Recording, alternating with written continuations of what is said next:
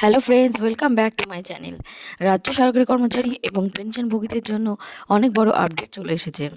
ইতিমধ্যে নতুন সরকার গঠিত হয়েছে এবং আমরা সবাই জানি যে এই সরকার এলে কথা ছিল যে ৪৫ দিনের মধ্যে 7 পে কমিশন স্টার্ট হয়ে যাবে। তো সেই মতো আজকে সরকারের শপথ গ্রহণ ছিল এবং সরকার কালকে গঠিত হওয়ার পরেই যে আপডেট পাওয়া গেছে সেখানে বলা হয়েছে যে যে কথাগুলো তারা দিয়েছিল সেই সমস্ত কথা তারা রাখবে।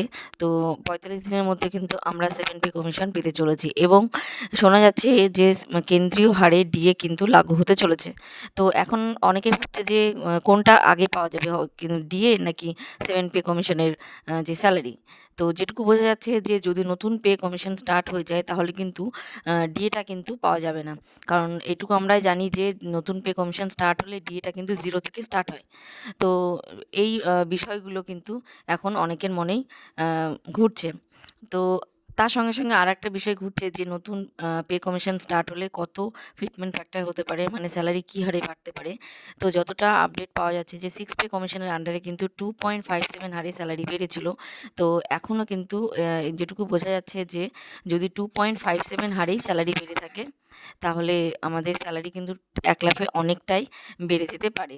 আর আরেকটা রেশিও ঘোরাফেরা করছে, সেটা হচ্ছে 3.91, সেটা কিন্তু 8 পে কমিশনের আন্ডারে যেটা লাগু হতে চলেছে।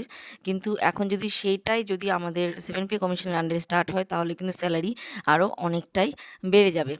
তো দেখা যাক শেষ পর্যন্ত যে কী হারে স্যালারি বাড়তে চলেছে। এটা কিন্তু আমরা কেউই এখনও সঠিকভাবে বলতে পারছি না, যেহেতু এখনও পর্যন্ত কোনো কমিশন গঠন হয়নি। শুধুমাত্র ঘোষণা হয়েছে এবং সরকার কথা দিচ্ছে যে দেবে।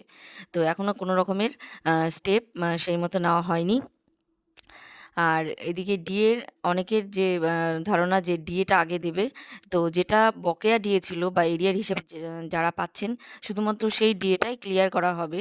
আর আমাদের যেটা বাকি ডিএ ছিল, যেমন আমরা এখন 22% ডিএ পাচ্ছি, সেই ডিএটা কিন্তু ঠিক ওই জায়গায় স্টপ হয়ে যাবে। তারপর থেকে কিন্তু পে কমিশন স্টার্ট হলে 0 থেকে স্টার্ট হবে। তো ডিএ কিন্তু এই মুহূর্তে আর বাড়বে না। তো এইটুকু আপডেট দেওয়ার ছিল। যদি তোমাদের এইরকম ভিডিও আরও দেখতে ইচ্ছে করে অবশ্যই কিন্তু তোমরা কমেন্ট করে জানাতে পারো।